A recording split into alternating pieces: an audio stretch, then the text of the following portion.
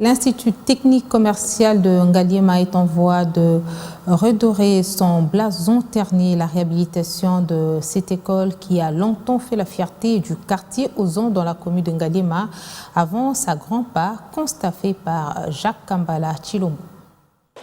Bientôt, l'Institut technique commercial de Ngaliema va retrouver son standing d'école de référence de Binza Ozon et certainement les élèves fouillards feront le retour au bercail. Un moment tant attendu après 75 ans d'existence, ce bâtiment jamais réfectionné depuis sa construction bénéficie ces jours des travaux de rénovation, initiative de Jacques Kambala Chilombo, président de la Fondation Chilombo, bras séculier des actions du chef de l'État, et d'abord fruit de cette école, venu en personne pour une visite d'inspection. 8 salles de classe déjà réhabilitées avec des plafonds et la toiture qui répondent aux normes, y compris des bancs installés, tout pour permettre aux élèves d'étudier dans des conditions requises. Un geste qui s'inscrit dans la vision de Félix Tshisekedi Tshilombo. Dans lequel se retrouvaient les bâtiments, la cour et tout, ça nous a beaucoup touchés.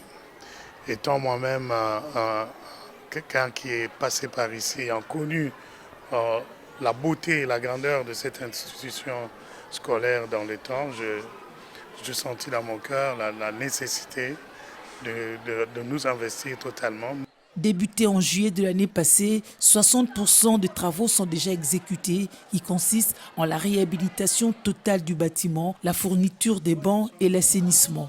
Explication du technicien. Le projet en soi a 3 phases.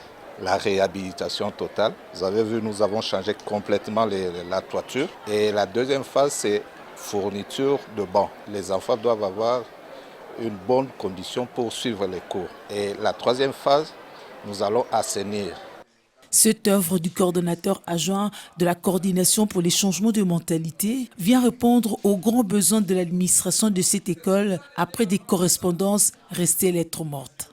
Cette école s'est trouvée, nous ne mâchons pas le mot, dans un état de délabrement très avancé.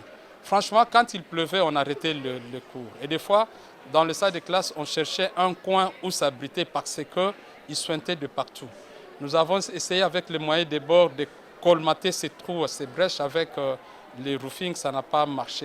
La gratuité de l'enseignement au credo du chef de l'État a besoin d'infrastructures pour élargir son extension. C'est dans ce cadre que l'ITC Ngaliema relève le défi. Et les travaux évoluent à pas de géant. Quant aux travaux pour les salles qui restent, ainsi que le bâtiment administratif, le délai est fixé dans quelques mois.